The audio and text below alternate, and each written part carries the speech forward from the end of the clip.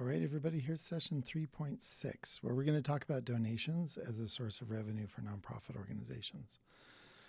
The goals for this session are to be able to explain the management effects of non-cash donations. When you receive donations that aren't cash, how does that affect the way you operate? And then we'll talk about the challenges of event-based fundraisers and dispel some common misconceptions about those.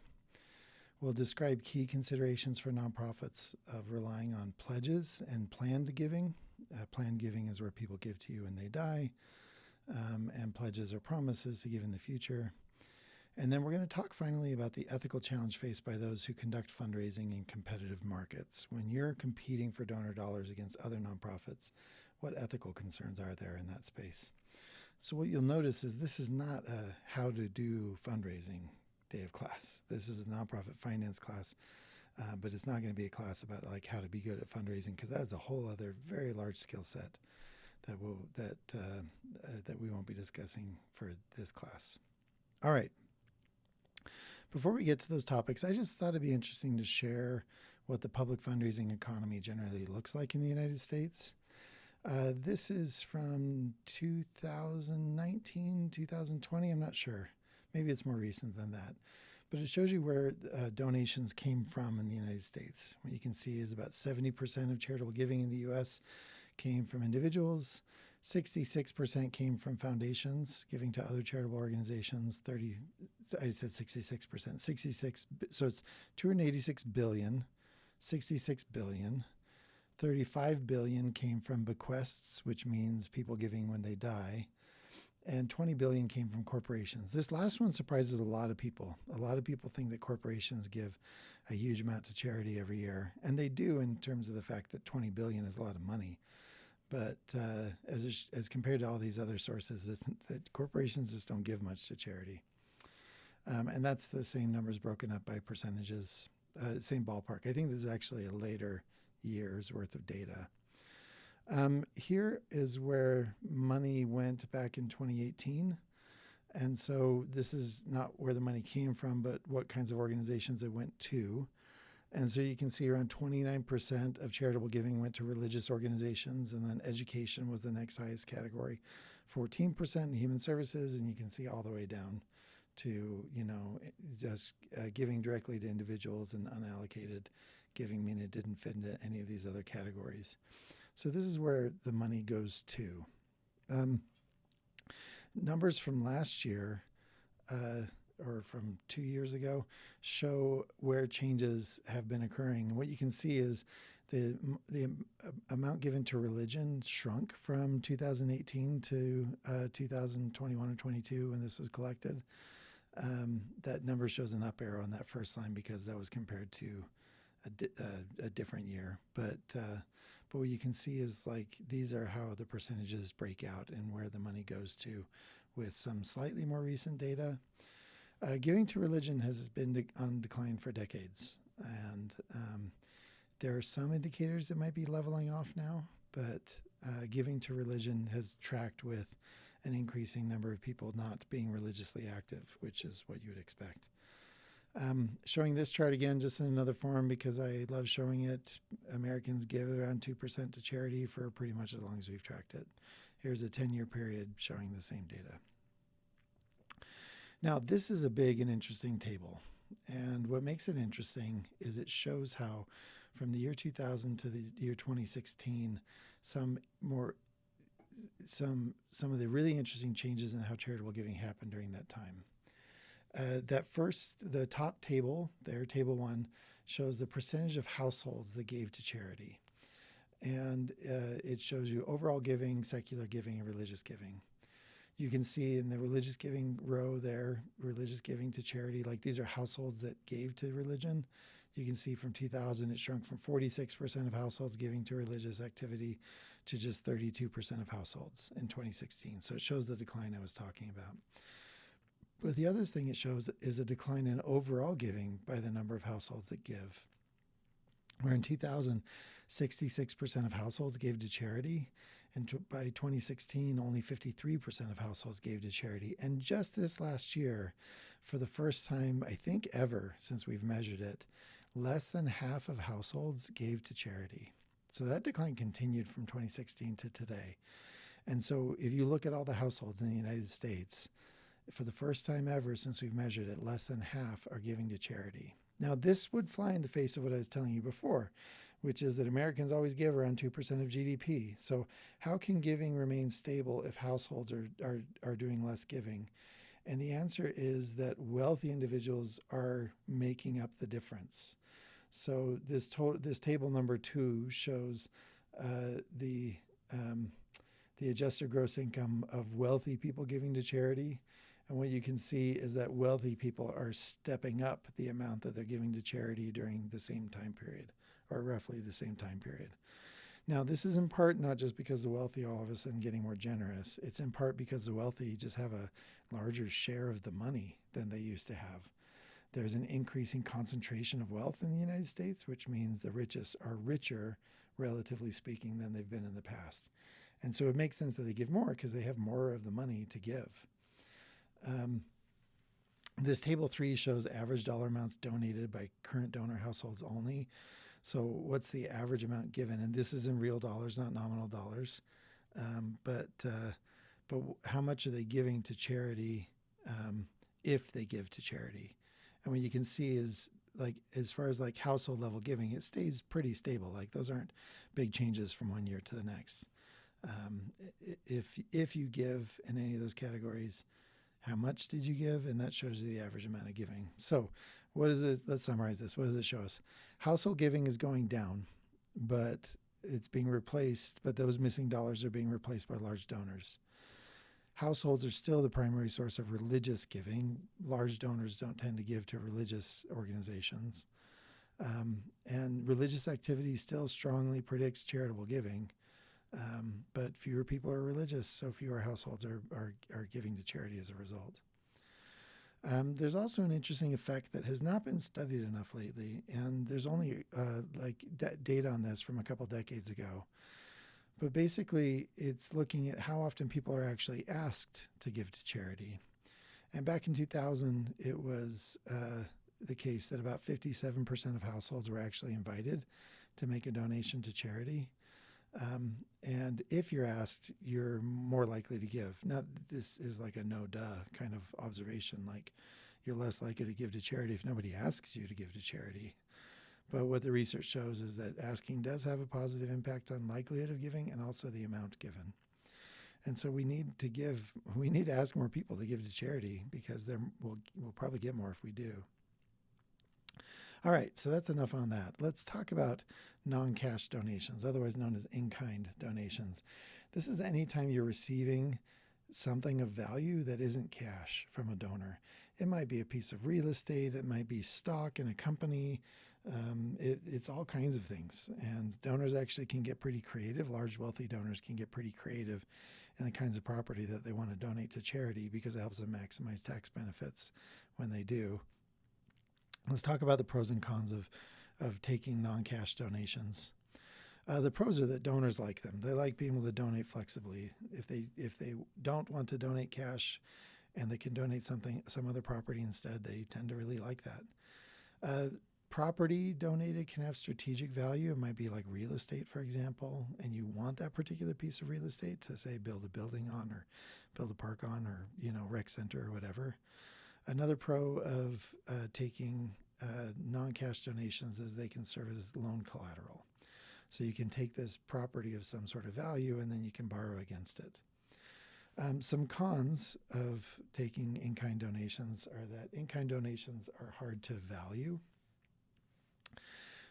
Something like real estate, there are a lot of circumstances where the property you take has to be appraised by a professional appraiser, and even then they're kind of guessing. An example of this would be taking a piece of real estate that hasn't been zoned for a particular use. So it might be not in a city, but just in the county somewhere, and you don't know if it's going to be used for housing someday or retail or whatever, and so it can be hard to value. If you take stock in a company that's not publicly traded, meaning you can't buy the shares on a public stock exchange, those can be really hard to value. And so it's hard to know how much the donation is worth if it's a thing that an appraiser is kind of guessing at when it comes to how much it is worth. Property like this can also be hard to liquidate. Liquidate means turn it into cash. Like, who do you sell it to and how do you sell it? If it's real estate, it might carry a property tax. We talked about how property tax exemption only works if you're the actual owner and you're engaged in an actual charitable use of the property. It might be property you can't use for charitable purposes, and so it might be the case that as long as you hold on to it, you owe a property tax on it. And sometimes in-kind donations come with strings attached, meaning that the donor gives you the donation, but they put restrictions on how you use that property. They might even, for example, say, you don't get to sell this. You can take this thing of value, but you don't get to sell it. That might be the case, for example, if you're a museum receiving artwork. You receive this artwork, but the donor says, you can take this artwork as a donation, but you don't get to sell it. And now you have to manage it and pay the cost of managing it for the rest of your existence. So some tips on this. If you're going to take in-kind donations, make sure that they focus on your mission, like Food for a Food Pantry is a good example of a strategic in-kind donation. And then the other advice I'd have is create an in-kind gift policy that determines what you will and won't take. So that way, if a donor comes to you and says, hey, I have this property, you can politely decline by saying that your policy doesn't allow you to take those sorts of gifts. And it's a much more polite way of turning down a donor that wants to give you something that you don't actually want. All right, let's talk about events as a source of donation revenue. And for this, I'm going to play a little recording of a friend of mine named Melissa Seavey, who runs both some for-profit and nonprofit organizations that work with artisans in all over the world. But in the story she's telling here, it's about some artisans who make jewelry in Uganda, and then they sell that jewelry into the United States. She did a big, amazing fundraising event, and I want you to hear what her experience was. Yeah, I remember this was a few years in with Musana. We did a couple of years of fundraising galas. These were huge productions, actually. We had 30 volunteers that we were managing. And so we kind of made them a really big deal. And for both times we flew out one of our artisans to speak. And so they turned out to be really wonderful productions, but it really like took over my life and several of us that were working on it for like 6 months. And we just put our heart and soul. We weren't sleeping. We were getting the media involved and all this. And I remember after the second year, we had a fundraising goal and it was big. It was, like $100,000. And we're like, then we can build our workshop in Uganda and we can have, some money in the bank to be able to invest in strategy. And at the end of the night, and it was this beautiful night, we had one of our artisans that's HIV positive. That's this woman that has this incredible story, and she spoke from the heart and people were in tears, and it was just, everything was beautiful. The food was wonderful. And at the end of the night, we looked at our fundraising and it was about a quarter of that, and especially when we took out expenses. And that night, and I was talking to my dad and I just started bawling, and he was like, but Melissa, you had 100 people here that had an incredible experience, that were moved and touched. And I remember saying, Dad, I am not in the business of inspiring people. I'm trying to put food on the table for my women in Uganda. I'm not trying to give people warm fuzzies. I'm trying to create a sustainable organization. And that helped us to really pivot and think, we've got to get really serious about strategy. I love that story that Melissa tells. And her organization stopped doing fundraising events because of this. Let's talk about the pros and cons. Fundraising events are great because you're combining marketing and fundraising. You're telling your story to people of influence or power, and you're also getting donations from them. So that's one of the benefits. They're very high in warm glow. When people attend them, they have an experience like what Melissa described, where they just feel great and are moved by the experience. And that's a benefit in the sense that it sort of wins people over. And one of the benefits of events is that they can be a good source of habitual giving. The Boys and Girls Club of Utah County, for example, does a Lavelle Edwards Memorial Golf Tournament every year. And there are people who give to the club every year because they do the tournament every year. They play in that tournament, and it's a tradition for them, and they budget for it, and they give. And so it's a nice event. If you do them repeatedly, it can be a nice source of habitual giving. They have a high opportunity cost. Like the amount of time that you spend prepping an event and running it and so forth is time you could have spent doing other things.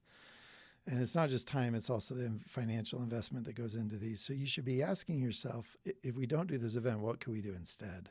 That's a really important question. New fundraising events are very high risk. If you've never done a fundraising event before, you should know that your chances of success are less than 50% on average. And so you should experiment with fundraising events in a way that's not expensive to you so that if it fails, it didn't cost you a bunch of time and money. And then finally, fundraising events have a high social capital cost, which means you have to ask for a lot of favors. You're asking people to do things for you, even just showing up that night and giving you their time to come to the event. There's a lot, this is all the kind of stuff we call social capital, and there's a high cost in social capital to get people to support and attend your fundraising events. So be aware of this and don't just assume that a fundraising event is going to be a home run, because more often than not, they fail, at least fail to meet their goals. And it's only repeated fundraising events that tend to work really well. But there's sort of a survivorship bias because you look at Lavelle Odor's golf tournament and you think, oh, we should do a golf tournament. But that tournament has been going on for decades because it's worked. You are not looking at all the other golf tournaments that have failed when you assess it that way. So be attentive to that. All right, let's talk about pledges and planned giving, where people make promises to give in the future. Let's talk about how they're structured. And this is really high level. Just know how this works, though. So a bequest is any time a charitable gift is made in a will. And so, that means that the gift will come after the person dies. A charitable remainder trust is another common popular vehicle for charitable giving and like in the future. And this is where a donor puts a bunch of money into the trust, and then the trust pays out a regular amount to the donor.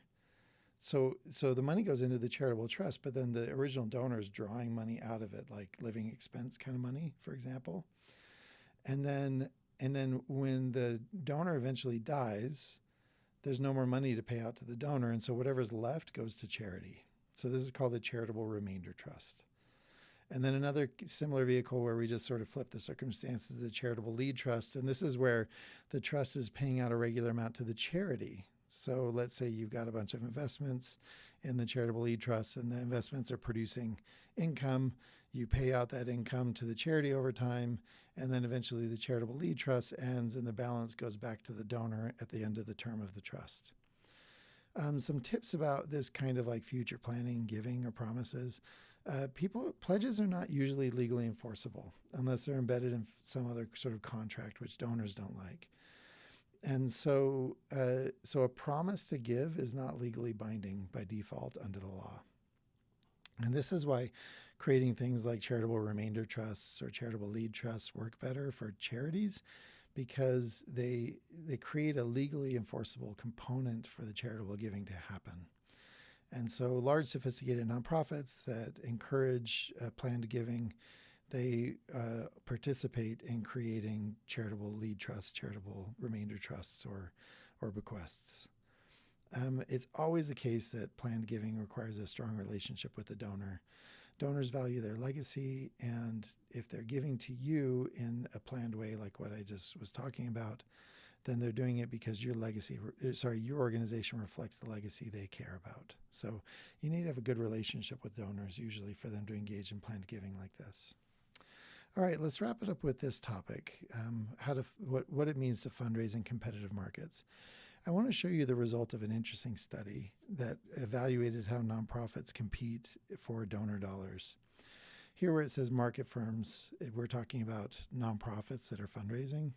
So if the number of market firms or nonprofits that are fundraising increases, what we see is that each nonprofit tends to reduce their fundraising costs. If it gets like tighter competition in a community for donor dollars, then every nonprofit ends up risking a little bit less on fundraising because they kind of circle the wagons. They sort of pull back and say, oh, there's too much competition to get money from so-and-so, so let's not try to get money from them. And so each individual nonprofit shrinks their fundraising budget a little bit as more and more nonprofits are competing. But the problem is the amount by which they shrink does not compensate for the new nonprofits entering the space. And so what's true here is that the total fundraising cost for the nonprofit sector in that area goes up. Now, if people are always giving the same amount, 2% like we talked about, if we're spending an increased amount on fundraising in total, like across all the nonprofits, that means fundraising is getting less efficient. And so what this means is as nonprofits compete with each other for donor dollars, then fundraising expenses get less efficient in raising money for nonprofits. So there's a loss of efficiency in fundraising that happens as nonprofits compete with each other for donations. And there's an ethical consideration embedded in this because most nonprofit managers think of organizational welfare and social welfare being the same thing. Meaning if my organization is thriving, that means society is thriving because I'm making the world a better place through my organization.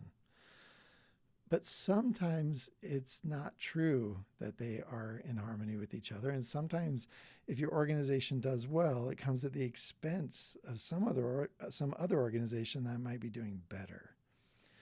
And when you compete for donor dollars, you're basically telling the world like, hey, your dollar is best spent with us. And that's a big claim to make. And if you don't do impact measurement, if you're not sure that like the donor dollar is best spent with you, you should be pausing and reflecting on whether or not you should be asking for money to begin with. And you definitely should not be assuming that society is best off if you flourish, because it may be the case those donor dollars are better spent somewhere else. And this is an interesting ethical dilemma that nonprofit managers face, because you could raise money for your nonprofit in a way that actually comes at the expense of social benefit because some other organization that maybe wasn't as good at fundraising would have spent the money in better ways than you did. And you see this in the nonprofit space. Sometimes some organizations are phenomenal at raising money, but they're not good at actually delivering on impact. And they frankly shouldn't be collecting the money if they're not the best use of that dollar. So we're going to talk about some of these ideas, like how do you convince someone to give to your charity over another charity? Should you convince somebody to give to your charity over another charity? You remember in session 3.2, we talked about the free market for altruistic opportunities. Do we get to an equilibrium level on this is an interesting question. If you remember what we talked about, we said that that nonprofits should be focused on just the supply curve, meaning they should provide more impact for less money. Competition may not be bad. If nonprofits are using competition as a way to like try to have more impact, like they see other nonprofits and they say we can do a better job at helping people than they can do, then competition might lower the costs of altruistic opportunities. So nonprofit competition, I don't think is inherently a bad thing. The idea that all nonprofits should just collaborate with each other is a pipe dream. And I also think it'd be more expensive than people realize, far less efficient. So there's a degree to which competition helps, but there's also an ethical consideration that you should be making sure that you're the best use of that dollar. If you do that, then the result will be more altruism at a lower cost, and that should be the goal. There is a caveat to all of this. The value of an altruistic opportunity to a donor does not always equate with the overall social good. We talked in session 3.1 how some donors give because of the warm glow. It makes them feel good. And if you're a charity that's really good at delivering on warm glow, then you could get lots of donations and not actually have a good impact on the world. And so remember this, though. Fundamentally, what donors want is the world to be a better place. I genuinely think donors want the right thing, but donors don't always know how to measure whether or not they're getting a better world. And they sometimes use warm glow as a substitute measure for impact. The ethical obligation falls on nonprofit managers to make sure that they're actually delivering on impact.